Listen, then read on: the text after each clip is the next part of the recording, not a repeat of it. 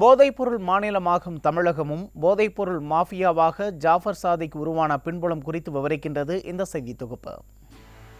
2010ஆம் ஆண்டில் சரத்குமார் திரைப்படமான ஜக்குபாய் திரைப்படம் திரையரங்குகளில் வெளியாவதற்கு முன்பே திருட்டு விசிடிகளாக கள்ளச்சந்தையில் விட்டதற்காக ஜாஃபர் சாதிக் தமிழ்நாடு காவல்துறையின் திருட்டு விசிடி தடுப்பு பிரிவால் கைது செய்யப்பட்டார். சில மாதங்கள் சிறையில் இருந்த ஜாஃபர் வெளியே வந்து குருவியாகவே மீண்டும் தனது வேலையை தொடர்ந்துள்ளார். கோடி கோடியாக பணம் கொட்டியதால் ஜாஃபரின் பார்வை திரையுலகின் மீது திரும்பியது. ஜாஃபர் இயக்குனர் அமீருடன் நெருக்கமாக இருந்த தமிழ் திரைப்பட தயாரிப்பாளர் ஆதம் பாவாவை சந்திக்கும் வாய்ப்பு கிடைத்தது. பாவா டான்ஜெட்கோவிற்கு நிலக்கரியை இறக்குமதி செய்யும் ஒப்பந்ததாரராகவும் இருந்தார். இயக்குனர் அமீருடன் ஜாஃபர் சாதிக்கை அறிமுகப்படுத்தினார். இந்த நட்பு திமுகவிலும் கோலிவுட்டிலும் ஜாஃபருக்கு கதவுகளை திறந்தது. திரையுலகில் ஆழமாக வேரூன்றி இருந்த திமுகவுக்கு நெருக்கமான பலருடன் ஜாஃபருக்கு நட்பு உருவானது.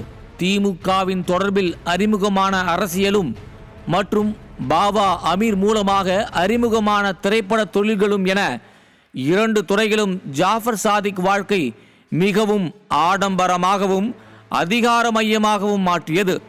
அந்த அளவிற்கு பணப்புழக்கம் இருந்ததாக கூறப்படுகிறது. இதனையடுத்து 2019இல் ஜாஃபர் சாதிக் மருந்து வியாபாரத்தில் இறங்கியதாக உளவுத்துறை வட்டாரங்களின் தகவல்கள் தெரிவிக்கின்றன. பிரபலங்கள் பங்கேற்கும் பார்ட்டிகளில் போதை வஸ்துகளை அவர் சப்ளை செய்ததாக கூறப்படுகிறது. ஜாஃபர் சாதிக்கின் தொடர்புகள் அரசியல் மற்றும் சினிமாவில் வேரூன்றின.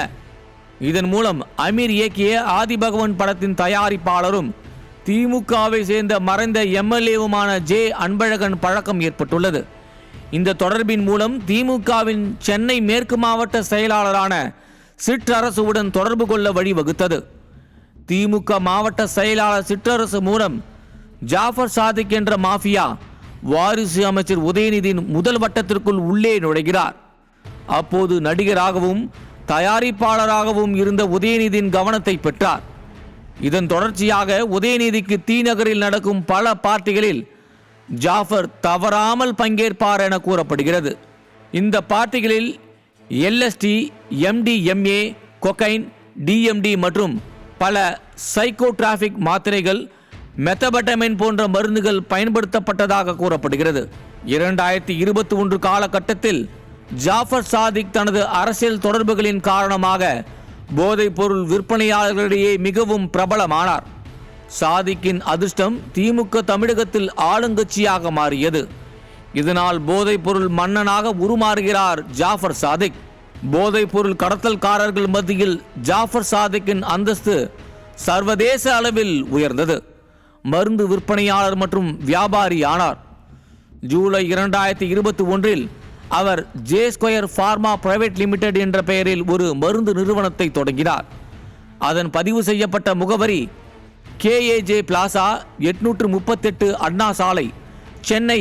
ஆனால் இந்த மருந்து நிறுவனத்தின் உற்பத்தி பிரிவு சர்வே எண் 955/1 உண்ட்வா, ராஜ்பூர், உண்ட்வா சாலை, காடி, மெஹசானா, குஜராத் என இருந்தது. கதீப் அப்துல் ஜலீல் மற்றும் ஷாஹில் சமீத் ராஜப் பாத்திமா ஆகியோர் இந்த ஜே ஸ்கொயர் ஃபார்மாவின் இயக்குநர்களாக உள்ளனர். ஆனால் இந்த நிறுவனம் ஜாஃபர் சாதிக்கிற்கு சொந்தமானது. இது தவிர ஜாஃபர் வேறு சில மருந்து நிறுவனங்களோடும் தொடர்புகளை விரிவுபடுத்தி கொண்டார். இந்த நிறுவனங்கள் ஜாஃபர் சாதிக்கிற்கு சூடோபெட்ரானை வழங்கியதாக கூறப்படுகிறது. ஜாஃபர் சாதிக் தனது நிறுவனம் மற்றும் அவரது பிற தொடர்புகளுடன் பல தனியா தூள் மற்றும் உலர் தேங்காய் போன்ற உணவுப் பொருள் ஏற்றுமதி என்ற போர்வையில் ஆஸ்திரேலியா மற்றும் ஐரோப்பிய நாடுகளுக்கு சூடோபீட்ரானை ஏற்றுமதி செய்ய முடிந்தது. டெல்லியை சேர்ந்த மெக்சிகன் மருந்தாளுநர்களை பயன்படுத்தி ஜாஃபர் பெரிய அளவில் மெத்தபட்டமனை தயாரித்து சந்தைப்படுத்தியதாக என்சிபி கூறுகிறது. ஜனவரி 17 அன்று ரகசிய தகவலின் அடிப்படையில் என்சிபி டெல்லி பிரிவு சுமார் 2.95 கிலோ மெத்தபட்டனை கைப்பற்றியது.